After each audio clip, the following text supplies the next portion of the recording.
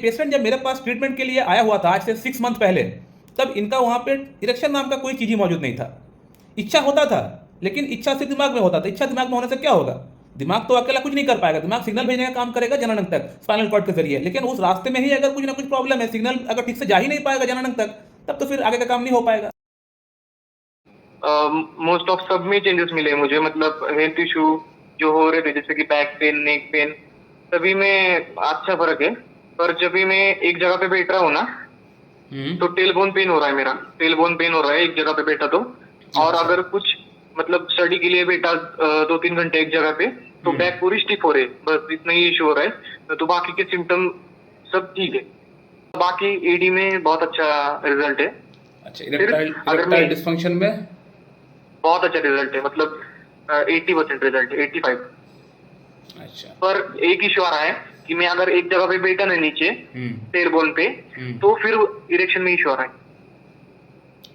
अगर टेलबोन हुआ ना तो इरेक्शन ठीक से नहीं हो रहा। अगर टेलबोन पेन नहीं हो रहा ना, तो सब फाइन है, फिर कुछ इशू नहीं है मुझे फिर। मतलब आपको एक जगह पे बैठने से प्रॉब्लम हो रहा है, चाहे आपका टेलबोन का प्रॉब्लम बोल लीजिए या फिर इरेक्शन का प्रॉब्लम बोल लीजिए। हाँ, एक जगह पे बैठा ना तो पूरा नमनेस आ रहा है स्क्रॉटम में। नमनेस आ रहा है? हाँ, एक जगह पे बैठने के बाद अच्छा, स्क्रॉटम में नमनेस आ रहा है, मतलब वो एनएस से लेकर स्क्रॉटम तक पूरा नमनेस आ रहा है, टेलबोन से लेकर स्क्रॉटम तक।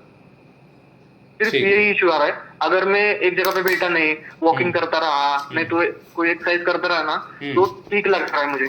अच्छा, मतलब कोई भी प्रॉब्लम नहीं आ रहा। अच्छा। और पहले से बहुत टाइमिंग भी, मतलब जो मेंटेन नहीं रह पा रहा था, 5 सेकंड में गिर रहा था, वो अभी कंटिन्यू रहता है, मतलब कुछ इशू नहीं आ रहा उसमें। सिर्फ अगर मैं एक जगह पे बैठा ना तो 2 मिनट में ही गिर जाता है, आया तो भी। अच्छा, वो सिग्नल में इशू आ रहा है बैठने का। इतने डॉक्टर को मतलब पैसा मैंने खर्च किया है ना, मेरा एज भी अभी कम है बहुत, मैं जॉब भी नहीं करता था, फिर भी मैंने जितना हुआ मेरे से उतना खर्चा किया है। और आप यहाँ पे आके मतलब पूरा वर्थ है, मतलब जो ट्रीटमेंट मैंने लिया ना, उसका पूरा का पूरा फायदा हुआ। और आपकी ट्रीटमेंट भी बहुत अफोर्डेबल है, 0%। मतलब अभी तक मैं एक होम्योपैथी डॉक्टर का, मतलब पुणे में एक होम्योपैथी डॉक्टर है, बेस्ट होम्योपैथी डॉक्टर, 30 साल का 25 साल का एक्सपीरियंस है उनका। उधर मुझे 0% रिजल्ट मिला था। मैं 6-7 महीने मेडिसिन खाया था, ज्यादा ही, मतलब 8 महीने मेडिसिन खा रहा था मैं, पर 0% रिजल्ट था। आपको एक टाइम में वो एक मेडिसिन देते थे या फिर अनेक मेडिसिन देते थे? बहुत सारे और कॉम्बिनेशन देते थे, मतलब वो मतलब 4-5 मेडिसिन मिलके कॉम्बिनेशन होता है ना, वैसे मेडिसिन देते थे। और खाने के लिए भी देते थे, गोलियां भी देते थे, ऐसे करते थे। लेकिन मैं तो आपको एक ही मेडिसिन दिया सुबह शाम लेने के लिए। एक ही मेडिसिन, और टाइम टू टाइम ले भी पा रहा हूँ मैं, उसकी वजह से आपने एक मेडिसिन दिया है तो। नमस्कार दोस्तों, अभी आपने जिस पेशेंट का आवाज़ सुना है, इस पेशेंट का अंदर यौन संबंधित प्रॉब्लम्स तो है, लेकिन इनका प्रॉब्लम जो स्टार्ट हुआ है वो इनका ब्रेन से हुआ है। ब्रेन से क्यों? क्योंकि अगर सेक्सुअली आपको अराउज फील होना है, अगर आपको एक्टिव होना है, तो ब्रेन से सिग्नल जाता है जननांग तक, तभी जाके इरेक्शन हो पाता है, आप अराउजल फील कर पाते हैं। और वो सिग्नल जो भेजते हैं ब्रेन, वो कहाँ से जाता है? वो स्पाइनल कॉर्ड के जरिए जाता है। T11 to L2, S2 to S4, ये जो पाथ है जिसको हम लोग बोलते हैं ऑटोनोमिक नर्व और सोमाटिक नर्व, ये अराउजल वाला पाथ होता है, इसके ज़रिए सिग्नल भेजता है ब्रेन। तो यहाँ पे अगर कोई रुकावट अगर पैदा हो जाए, जैसे कि इस पेशेंट के साथ हुआ है, आप लोगों ने पेशेंट को एक जगह पे ये कहते हुए सुना भी होगा कि डॉक्टर साहब मुझे सिग्नल नहीं आ पा रहा है। आप लोगों ने सुना होगा शायद, अगर नहीं सुना है तो वीडियो को फिर से आप लोग देखिए। पेशेंट ने एक जगह पे ऐसा कहा है कि डॉक्टर साहब सिग्नल नहीं आ पा रहा है। तो इनको इस बात का अंदाजा इसलिए लग गया है क्योंकि वो इस बात को फील कर रहे हैं। अगर वो पॉलीथीन मार कर बैठते हैं या फिर चेयर में बैठते हैं जैसे मैं बैठा हूँ, तो उनका जो जननांग वाली एरिया है वहाँ पे वो नमनेस सी फील कर रहे हैं, पेशेंट ने बताया। इसके अलावा मेरा वीडियोस देखते हैं तो वीडियोस से भी इनको काफ़ी अच्छी खासी नॉलेज हो चुका है। तो पेशेंट ने तो मुझे क्लियरली बताया हुआ है कि डॉक्टर साहब मैं जब फ्लोर पे बैठता हूँ पॉलीथीन मार के, या फिर जब मैं चेयर में अगर इस प्रकार से बैठता हूँ, तो जो टेलबोन वाली जो एरिया है वहाँ पे नमनेस आना स्टार्ट हो जाता है। वो बाकियों को तो नहीं होता है, मुझे तो नहीं होता है, किसी और को तो नहीं होता है, इनको होता है। इसलिए होता है क्योंकि जो वहाँ पे नर्व आया हुआ है, जो स्पाइनल कॉर्ड के जरिए जो नर्व है, वहाँ पे कुछ ना कुछ प्रॉब्लम है। और इसीलिए ये पेशेंट जब मेरे पास ट्रीटमेंट के लिए आया हुआ था आज से 6 मंथ पहले, तब इनका वहाँ पे इरेक्शन नाम का कोई चीज़ ही मौजूद नहीं था। इच्छा होता था, लेकिन इच्छा सिर्फ दिमाग में होता था। इच्छा दिमाग में होने से क्या होगा?